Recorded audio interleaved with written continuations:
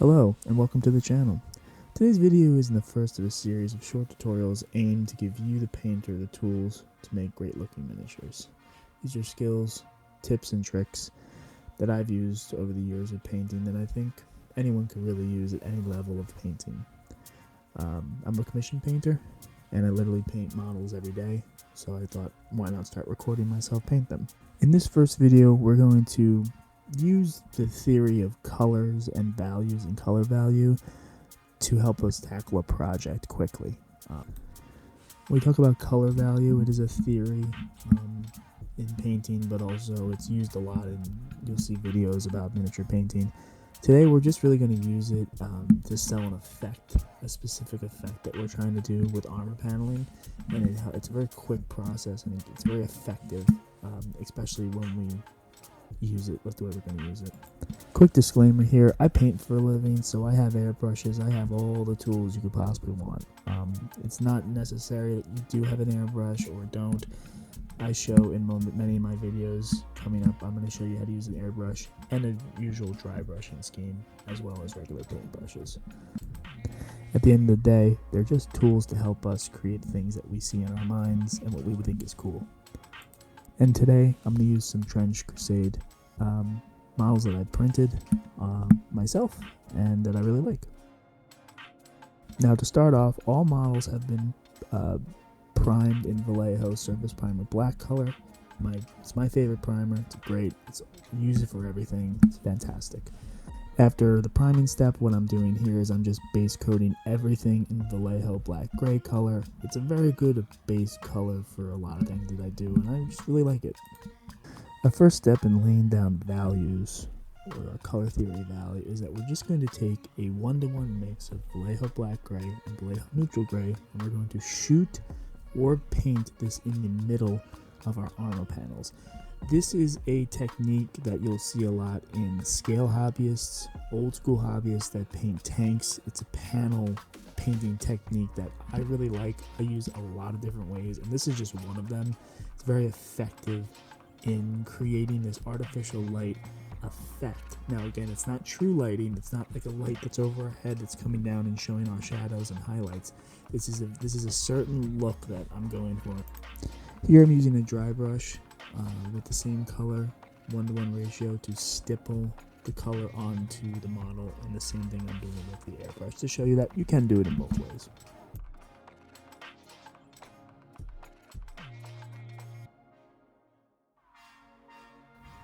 Next, I'm back on the airbrush and I'm using the next mix of paint, which is neutral gray and gray blue 1-to-1 ratio to move up in our light transition. Now I need to start getting more refined in where I'm shooting my airbrush. I need to really look for the middle of those panels, whereas before we could be pretty loose with it. Now I'm really starting to define those areas where I'm putting this artificial light source.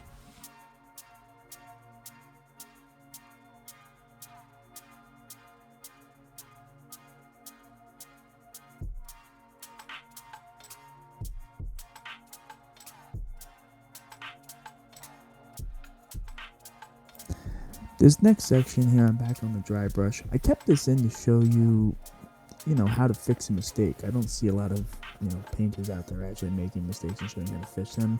So right here, I have too much paint on my brush, as you can see, and I'm using my finger to dab, wipe, and soften whatever paint that I don't like that's on the model. Your fingers are really good tools to fix things a lot of times if you can't use a wet brush, or a wet brush is a little overboard. So what I'm doing is I'm really just trying to smooth out the mistakes that I'm making until by the end of this model, my brush is actually to the paint consistency that I want, and I really don't need to do any more of this fixing.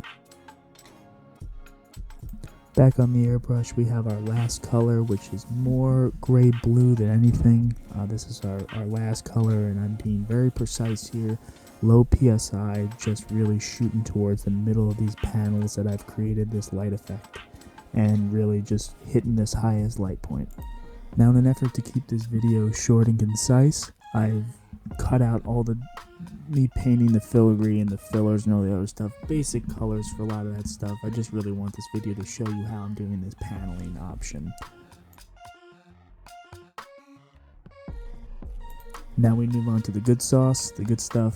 oil washing. Right here I'm doing a 1-to-1 mix of Newton and Winston oils, black and brown basically. For this specific model, I'm doing all over wash to tint the armor panels. Normally I would do a panel lining wash, but this time I like the look of the grunge you get from an all over wash. So that's the goal, and that's what I'm looking for. Here I'm moving on to a rust colored kind of oil in burnt, I think it's burnt sienna. This is a really good technique. There's a million ways to do rust. I like this as my base one because it is translucent and it gives me a good idea of where things are going to go, because I am going to be cleaning up this wash anyway after. If you don't use oil washes, I really love them because I paint a lot of miles a week and oils is very bang for my buck. But you can do amazing things with them, and I really like working with a lot of different oils. If you're interested in oils, I really would suggest checking out. There's some really great creators out there that work with oils. My favorite is Marco Fazzoni. If you know Miniature Painting, you've probably seen his videos before. They're amazing. Next, after my rust, I'm going to start actually doing a cleaning, and I left this in because I showed you how, if you're not careful, you can pull all of that work off. So basically what you see is me using my sponge applicator, and I completely erase all that work that I just did, and you can watch me now trying to fix the mistakes I made. Basically, long story short with this is I threw away my black round wash, so I couldn't go back and fix the steps. So what I end up actually doing is using this this makeup brush to go over and dab a bunch of my other models, and then I come back with a dirty makeup sponge brush and kind of use the soaked in oils there and reapply some of that. It takes me a while, it takes me a little bit of off-camera fluffing, but I'm able to fix it. You can do a lot when you dab with a makeup brush. You want to get the pooling away, of course. You want to make sure that you don't have any weird collection of oils laying in places you don't want to. But instead of what I did when the first, where you completely erase, make sure to dab and really be light with it. At first, you can always take more off. It's always hard to put it back on.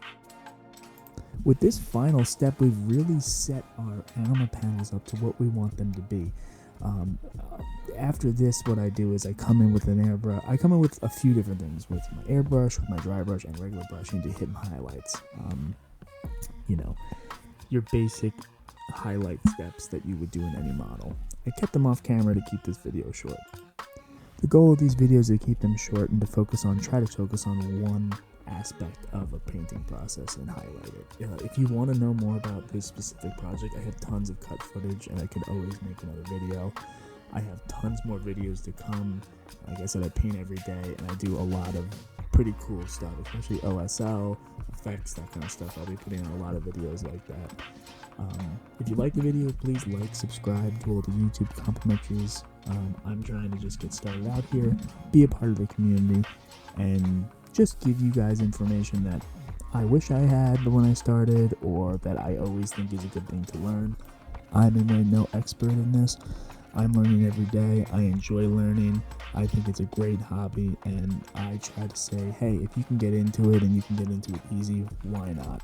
I love the hobby. I love to paint. Hopefully I'm going to love doing videos too, but hey, thanks for watching, and I'll catch you guys in the next one.